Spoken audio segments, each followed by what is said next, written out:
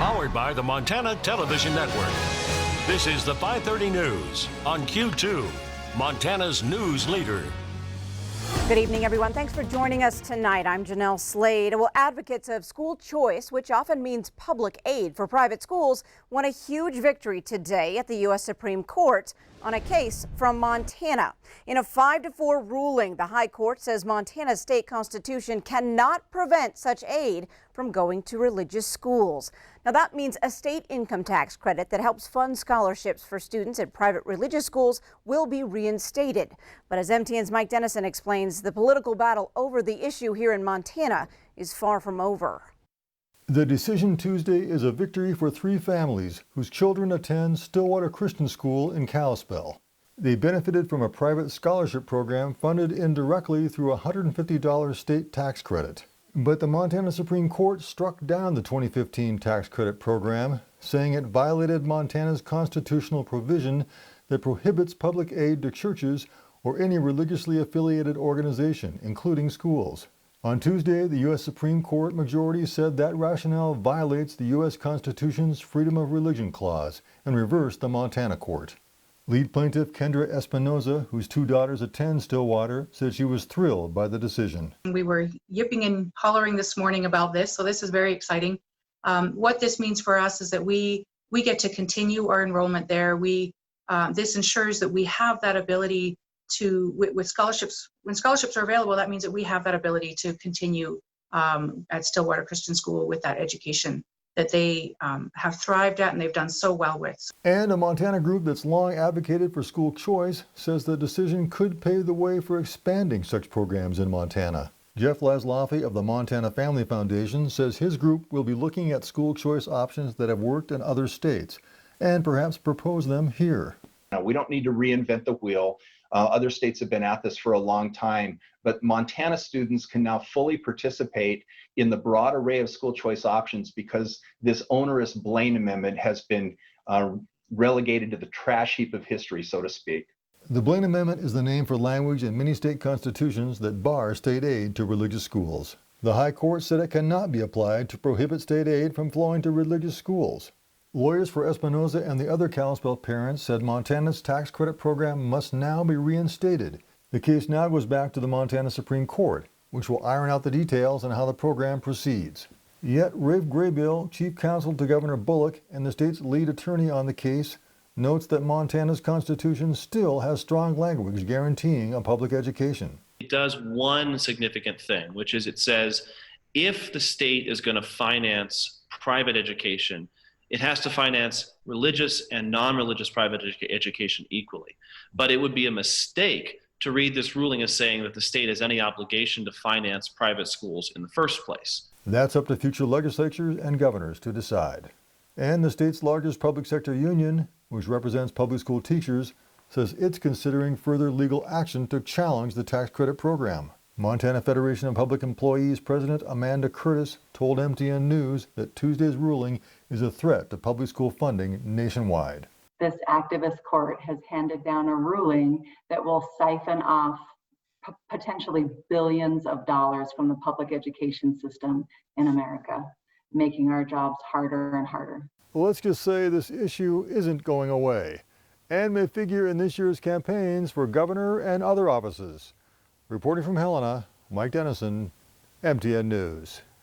Thanks, Mike. Now, dissenting Justice Ruth Bader Ginsburg said the Montana Supreme Court ruling should have been upheld because it didn't discriminate against religious schools by invalidating the entire tax credit.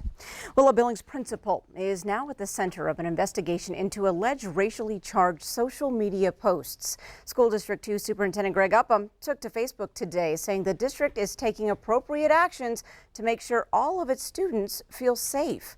Q2's Mitch Laggy reports. An investigation is underway into social media posts allegedly made by a Facebook account attached to a Billings school principal. Late last week, over the weekend, a post was shared that was potentially attached to one of our principals, which I am following up on. I have launched an investigation, full review of the incident, and will be looking into that significantly. Upham didn't name the person under investigation or directly speak to the content of the posts in question. Information that was shared was quite appalling. And as an educator, gives me an opportunity to address some of the significance of what we are seeing across our country.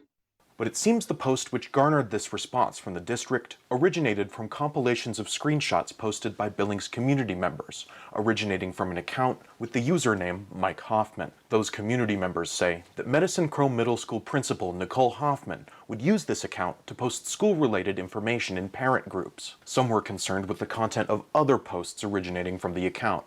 One from June 2nd reads, "If you have a clear shot and a good shovel, ain't no need to call the police." Or an image of a piglet surrounded by the text, "Please share me, I offend Muslims," among others. It's not known if Principal Hoffman was the one who made or shared the controversial posts on the account. The superintendent did not confirm if these posts were the one in question, but he did say that the posts originated from a Billings school principal. I appreciate the concerns, the emails that have been shared with me. Please know that I will take the appropriate actions moving forward. In Billings, Mitch Laggy, MTN News. Thanks, Mitch. Now, Mitch says he did reach out to Principal Nicole Hoffman for comment, but has not heard back as of news time tonight. Well, tonight there are 300 confirmed active COVID-19 cases across the state, and that includes an employee at a nursing home in Crow Agency. Now, the care facility announced on its Facebook page today that the employee was asymptomatic and had not had any contact with other residents or staff for 90 hours. Well, just one day after Montana broke the single-day record for new cases, today the state reports 49 more positives. 12 people are in the hospital tonight, and 659 people have recovered as the total number of cases nears 1,000. Well, Montana Governor Steve Bullock says he's concerned with the spike in COVID numbers, but he's not ready to roll back on business opening or impose further restrictions. He told Q2 News Director John Stepanek today that he's counting on Montanans to keep up and meet this challenge. So I certainly hope we don't take steps backwards, at least statewide. You look at Bighorn County as an example, put in more restrictive requirements than what I've done at the state of Montana. And I encourage local communities to exercise that when it's appropriate. I don't want to go back, take steps back, but that's not dependent on me. It's dependent on two things, one of which the virus, and second of which, how we as Montanans act and react. I think with the cases that we're seeing and the spread, I'm not looking at a phase 3 certainly yet. We'll just continue to monitor both what the disease is doing and how Montanans are acting. Now, Bullock also says he wants to see students return to the classroom in August and that he will work with school administrators to map out guidelines for elementary, high school, and college so all students get some in-class teaching time.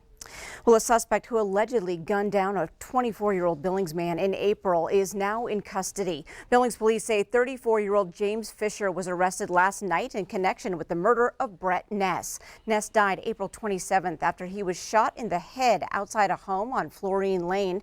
Lieutenant Brendan Woolley says Fisher was arrested without incident near 6th Avenue North and North 22nd Street. 18-year-old Raisha Blacksmith was previously arrested in connection with the homicide case and is charged with felony obstruction.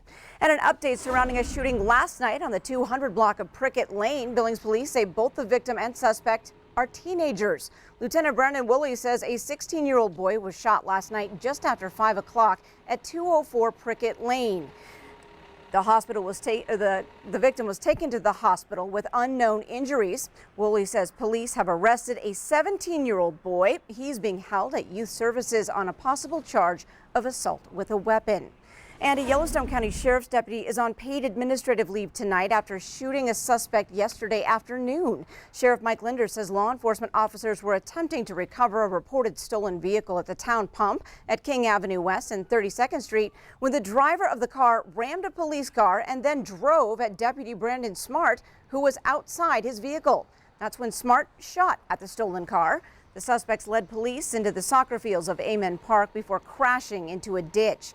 The male driver, who was struck by a bullet, and his female passenger were taken to the hospital. Well, COVID-19 has thrown us all a curve that we didn't see coming, including pro baseball. Today, Major League Baseball made the announcement that it will not provide minor league teams with players this year, ending what little hope there was of salvaging a season for minor league teams, including Billings. This will be the first time in its history that minor league baseball has not been played.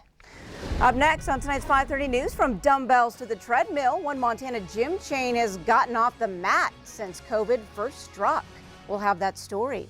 And in sports, no Home of Champions rodeo this week in Red Lodge, but world champion Deb Greeno recalls his wildest memories with Scott. And coming up in weather, we've got some thunderstorms, but not severe storms moving through the Billings area right now. But guess what? We've got a lot more where that came from. We'll tell you all about it coming up in a few more minutes. You're watching MTN News with Jeanelle Slade and Russ Riesinger. Storm Tracker weather with Bob McGuire. And sports with Scott Green. This is the 5:30 News on Q2, Montana's news leader.